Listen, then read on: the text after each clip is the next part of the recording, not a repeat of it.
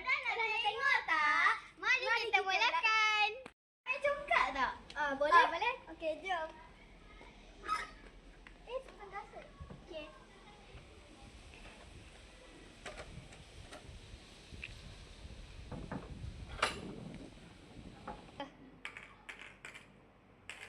Aku menang. Alah.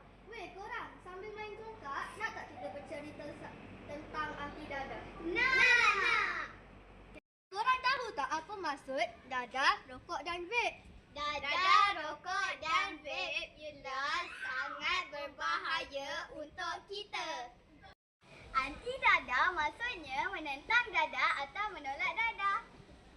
Menolak penggunaan dadah ialah tak ambil dadah langsung. Menentang pengajaran dadah tak dijual dan tak disebar. Burung Takkan tua hingga bendera. Apa gunanya jika menolak dadah? Kesimpulannya. Pertama, dadah boleh merosakkan kesihatan fizikal, mental dan juga hubungan keluarga serta kawan-kawan. Kedua, masa depan lebih cerah tanpa